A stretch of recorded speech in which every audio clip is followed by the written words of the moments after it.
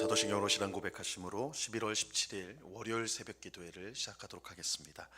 전능하사 천지를 만드신 하나님 아버지를 내가 믿사오며 그 외아들 우리 주 예수 그리스도를 믿사오니 이는 성령으로 잉태하사 동정녀 마리아에게 나시고 본디오 빌라도에게 고난을 받으사 십자가에 못 박혀 죽으시고 장사한 지 사흘 만에 죽은 자 가운데서 다시 살아나시며 하늘에 오르사 전능하신 하나님 우편에 앉아 계시다가 저리로서 산 자와 죽은 자를 심판하러 오시리라. 성령을 믿사오며 거룩한 공예와 성도가 서로 교통하는 것과 죄를 사하여 주시는 것과 몸이 다시 사는 것과 영원히 사는 것을 믿사옵나이다. 아멘. 우리 찬송가 290장 우리는 주님을 늘 배반하나 우리 같이 찬송하도록 하겠습니다. 찬송가 290장, 이전 통일 찬송가는 412장 찬송입니다.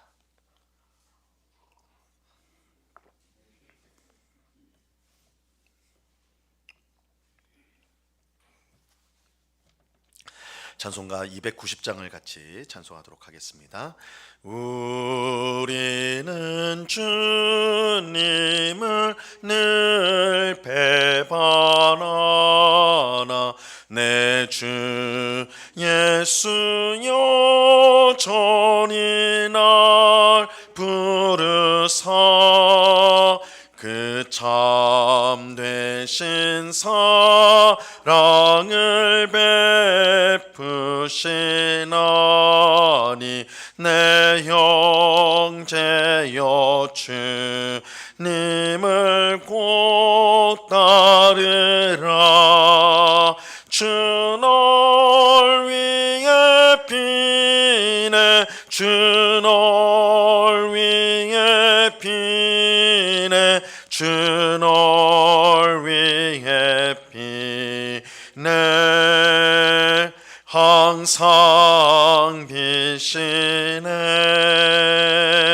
주께서 풍성한 은혜를 내려 내 영혼이 나날이 복 받으니 주 예수를 너희도 구주로 섬겨 곧 따르면 풍성한 복 받겠네. 주 널 위해 피네 주 널 위해 피네 주 널 위해 피네 항상 비시네 무거운 짐 지고 애타는 인생 주 예수께 돌아와 곧 쉬어라. 내 주 예수 너희를 돌보실 때에 참목낙과 뉘가 넘치겠네. 주 널 위해 피네 주 널 위해 피네 주 널 위해 피네 항상 비시네. 아멘. 기도하겠습니다. 참 좋으신 아버지 하나님 감사합니다. 추수감사주의를 은혜 가운데 보내고 이렇게 또한 한 주간을 믿음 가운데 시작할 수 있도록 또한 기도로 시작할 수 있도록 은혜 주심을 감사합니다. 이번 한 주간도 주님과 늘 동행하며 하나님이 주시는 은혜를 맛보며 주님의 능력을 경험하며 항상 감사하며 찬송하며 살아가는 저희의 삶이 되게 하여 주옵소서. 바쁜 삶 가운데서 하나님을 잊어버리고 주님의 말씀을 잊어버리고 기도하기를 잊어버리는 저희가 되지 않도록 주의 성령님께서 저희들을 꼭 붙들어 주셔서 언제나 주님을 바라보게 하시고, 또한 주의 말씀을 듣고 읽게 하시고, 또한 늘 기도함으로 하나님 앞에 가까이 나가는 복된 주의 성도 되게 하여 주시옵소서. 이 새벽에도 주님의 귀하신 은혜를 사모합니다. 나를 간절히 찾는 자가 나를 만날 것이요, 또한 나를 사랑하는 자가 나의 사랑을 입을 것이라 하셨사오니, 그 말씀대로 주님을 찾는 저희들이 주님을 만나게 하시고, 주님을 사랑하는 저희들이 주님의 사랑을 풍성히 받는 복된 이 시간이 되도록 은혜 내려 주시옵소서. 하나님만이 우리의 힘이요 능력이시요, 또한 모든 환난 가운데 피할 바위시요 피난처가 되시는 줄로 믿습니다. 하나님 안에 살아가는 성도가 가장 안전하고 또한 가장 만족스러우며 또한 복된 줄로 우리가 아오니, 항상 주 안에 거하기를 힘쓰게 하시고, 또한 주님 앞에 주님과 늘 함께하는 삶을 힘써서 살아가는 저희 모두가 되게 하여 주시옵소서. 주님, 이 시간에 주의 말씀을 듣고자 합니다. 성령 하나님께서 밝히 조명하여 주셔서 말씀의 뜻을 잘 깨닫게 하옵시고, 오늘 또한 이 말씀의 빛이 우리의 안에 우리 마음속을 다 두루 비춰주시고, 또한 우리가 나아가는 인생길을 비춰주셔서 정말 하나님 앞에 바른 마음을 가지게 하시고, 또한 헛된 길로 가지 않고 잘못된 길로 빠지지 않고 하나님을 향하여 또한 천국을 향하여 가는 이 순례의 길을 바른 길로 힘있게 나아가는 저희 모두가 되도록 주님 주장해 주시옵소서. 이 새벽에 귀한 은혜 주실 주님께 감사와 찬송을 올려드리며 예수 그리스도 이름으로 기도드리옵나이다. 아멘. 먼저 광고 말씀을 드리도록 하겠습니다. 우리 이유훈 성도가 모친상을 받았습니다. 우리 심은주 집사의 시모이기도 한데요. 그래서 오늘 우리 교회에서 1시에 위로 예배를 가려고 합니다. 우리 성도님들 많이 기도해 주시고, 또 가능하면 함께 참여해 주셔서 조문해 주셔서 슬픔을 당한 우리 성도를 위로해 주시기를 바랍니다. 우리 하나님 말씀을 같이 보도록 하겠습니다. 요한복음 21장 1절에서 8절까지의 말씀을 우리가 다 같이 보도록 하겠습니다. 요한복음 21장 1절에서 8절까지의 말씀입니다.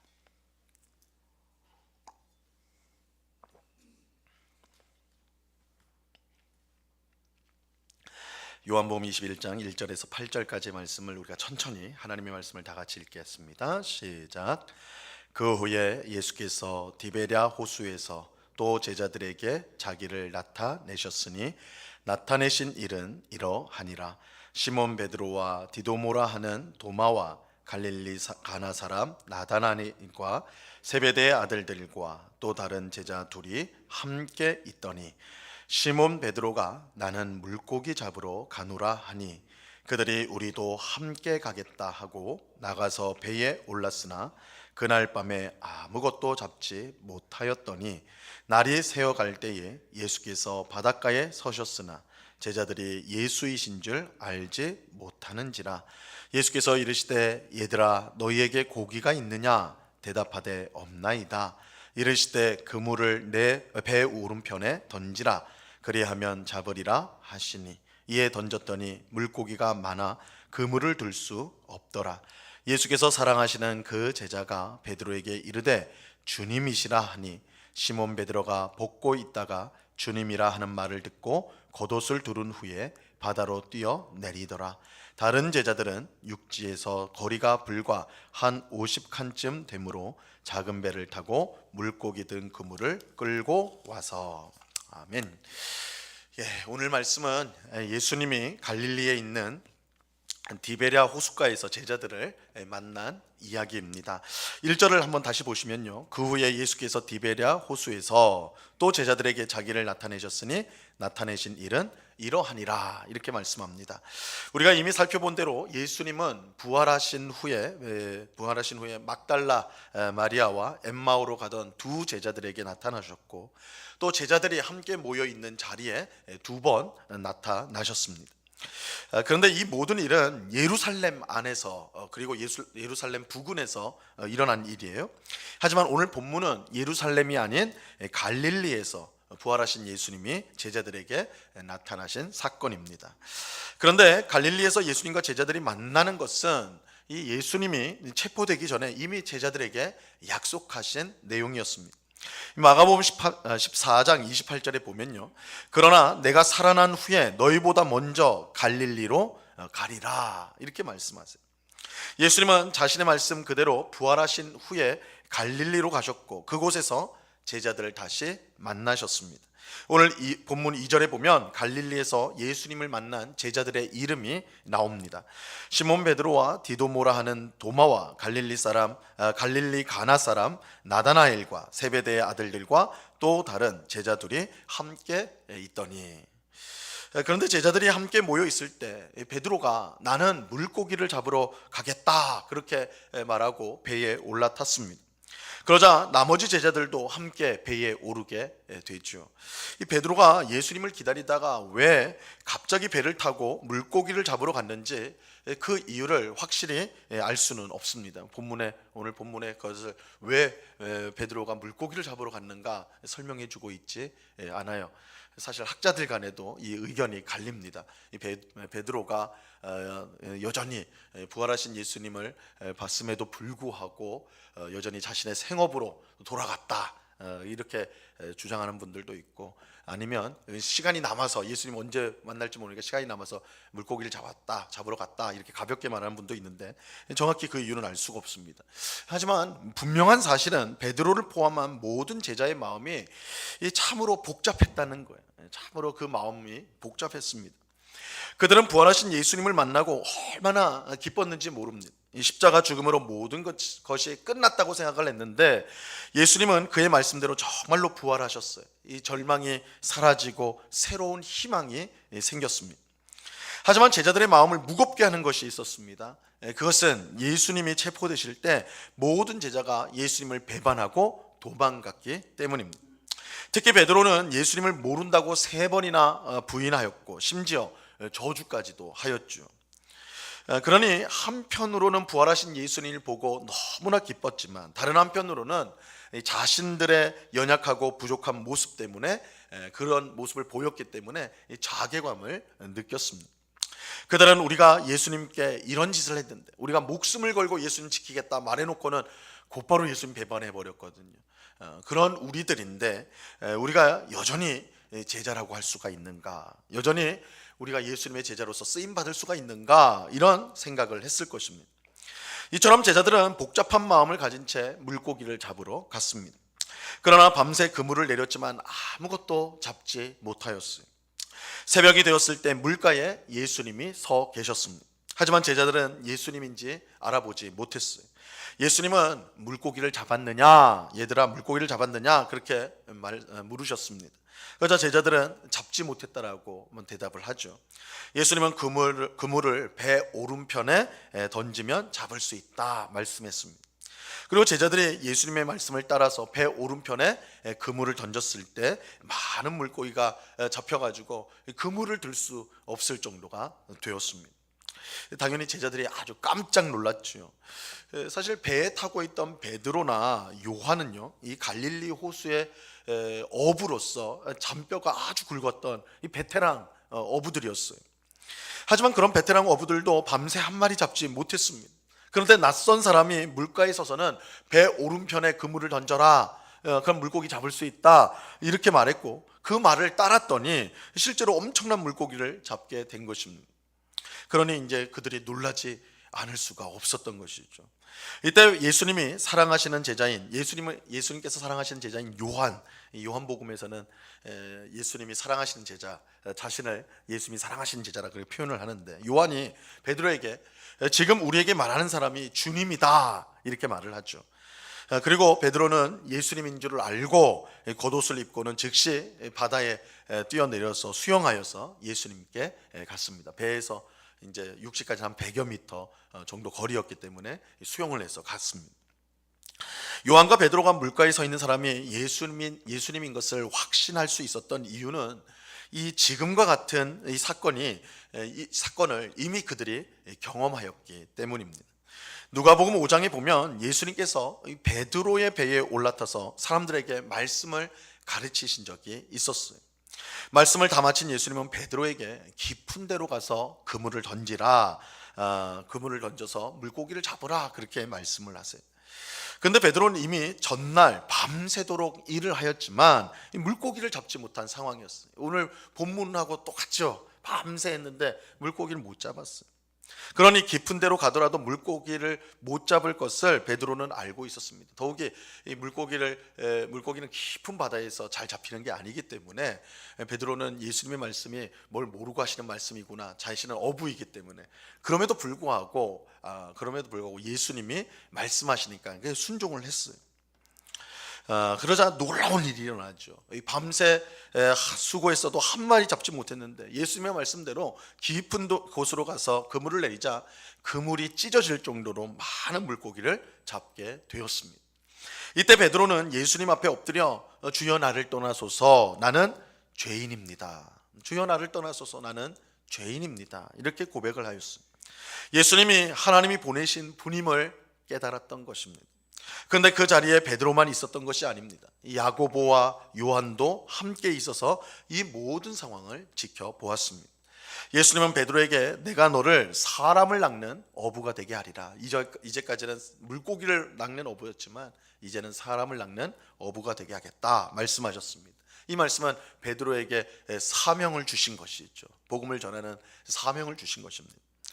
오늘 본문은 바로 이 사건, 이 누가복음 5장에 있었던 사건이 다시 한번 똑같이 반복되어 일어난 것입니다. 그렇게 베드로와 요한이 예수님을 즉시 알아볼 수가 있었던 것이죠. 자, 그렇다면 예수님께서 왜 이처럼 하셨을까요? 그것은 베드로를 포함한 모든 제자를 회복시키기 위함이었습니다. 예수님께 처음 사명을 받았던 그 사건을 다시 경험하도록 함으로써 예수님이 처음에 주셨던 그 사명이 여전히 그들에게 있다라는 사실을 확인시켜 주기 위함이었습니다.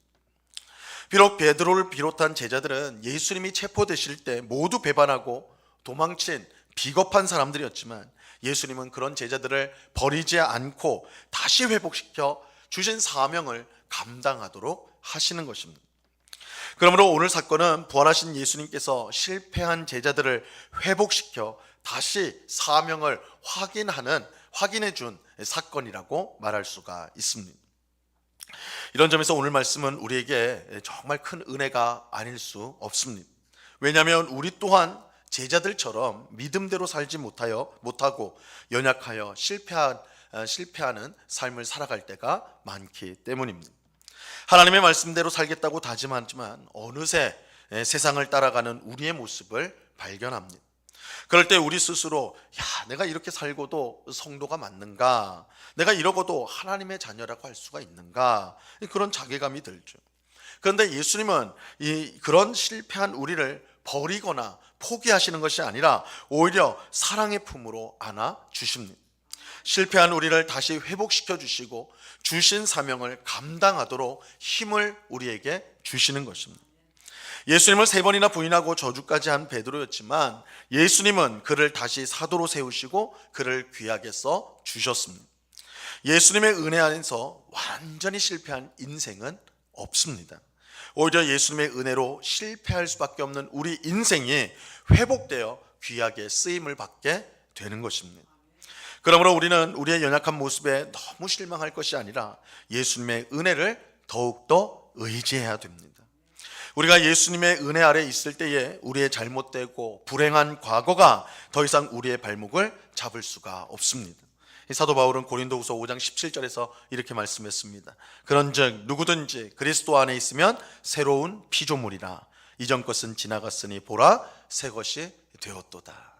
어떤 사람이든지, 어떤 죄인이든지, 어떤 실패한 사람이든지, 어떤 형편없는 사람이든지 그리스도 안에 있으면 새로운 피조물입니다. 하나님은 우리를 새로운 피조물, 새로운 사람으로 보시고 우리를 사랑하여 주시고 또한 우리에게 사명을 감당하도록 하시는 것입니다. 예수님의 은혜로 우리가 완전히 새로운 존재가 되었다는 사실을 믿고 더 이상 과거의 죄와 잘못에 매여있지 말고 주신 사명에 충성하는 오늘 우리 모두가 될 수 있기를 바랍니다. 날마다 부어주시는 예수님의 은혜를, 이러한 은혜, 용서하시고 붙들어 주시고 다시 세워주시는 이 은혜를 경험함으로 주님의 뜻을 이루어 나가는 우리 모두가 될 수 있기를 우리 주님의 이름으로 간절히 축원합니다. 기도하겠습니다. 하나님 아버지, 감사합니다. 부활하신 예수님께서 다시 제자들에게 나타나셨습니다. 그러나 제자들은 예수님의 부활을 알면서도 여전히 그 심경이 복잡했습니다.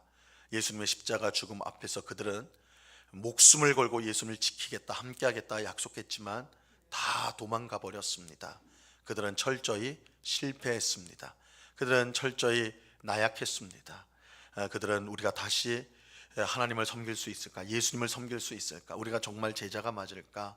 그런 복잡한 마음을 갖고 있었습니다. 이때 부활하신 예수님께서 그들에게 나타나셔서 처음 그들을 불렀던 그 사건을 똑같이 행하여 주셨습니다. 그렇게 함으로써 그들을 예수님께서 여전히 사랑하시고 그들에게 주신 사명이 여전히 유효하다는 것을 알게 하여 주셨습니다. 예수님 안에 있는 우리는 절대 실패할 수가 없습니다. 주님은 우리를 새로운 피조물로 빚으시고 우리에게 주신 사명을 끝까지 감당할 수 있도록 은혜와 힘을 주십니다. 이러한 사실을 꼭 믿고 연약하고 부족하고 늘 넘어지는 우리 자신 때문에 낙심할 것이 아니라 그런 우리를 사랑하시고 그런 우리를 능히 쓰시는 사랑의 예수님, 사랑의 하나님을 바라보면서 오늘도 믿음의 삶을 살아가는 저희 모두가 되도록 주님 주장하여 주시옵소서. 사탄은, 마귀는 계속해서 우리의 실패를 지적하고 우리가 할 수 없는 자라고 우리를 공격하지만 예수 그리스도 안에서 우리가 새 피조물이 되었음을 우리가 선언하며 예수님은 우리를 끝까지 사랑하시고 끝까지 붙들어 주심을 확신함으로 이런 사탄의 음성을 또한 그런 계략에 넘어가지 않고 물리치는 복된 주의 백성들 다 되게 하여 주시옵소서. 아버지 하나님, 이 새벽에 기도하는 우리 모두가 예수님만을 바라보고 예수님만을 의지함으로 그 일생을 하나님 앞에 귀하게 쓰임받을 수 있도록 주님 주장해 주시옵소서. 이 시간에 또한 간절히 기도하옵기는 모친상을 당한 이유연 성도, 또한 시모를 먼저 보낸 우리 심은주 집사님을 위해서 기도합니다.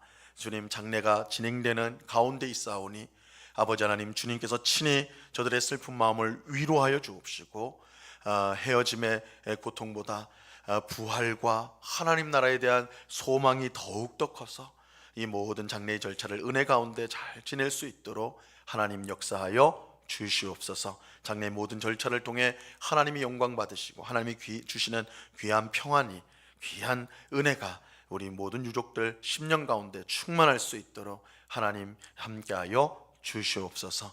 이 시간 여러 가지 기도의 제목들로 기도하는 주의 백성들 한 사람 한 사람 붙들어 주시고 우리의 연약함, 우리의 부족함, 또한 우리가 필요한 모든 것들을 간구하고 아뢰일 때에 주님, 우리의 마음이 의심하거나 또한 그저 불안한 마음으로 하는 것이 아니요 오히려 감사함으로, 확신으로, 기도함으로 주님이 주시는 응답을 기쁨으로 받아들이는 저희 모두가 되도록 주님 도와 주시옵소서.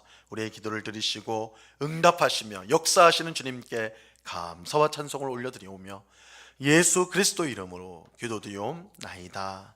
아멘. 하늘에 계신 우리 아버지여, 이름이 거룩히 여김을 받으시오며 나라가 임하옵시며 뜻이 하늘에서 이룬 것 같이 땅에서도 이루어지이다. 오늘날 우리에게 일용할 양식을 주옵시고 우리가 우리에게 죄 지은 자를 사하여 준 것 같이 우리 죄를 사하여 주옵시고 우리를 시험에 들게 하지 마옵시고 다만 악에서 구하옵소서.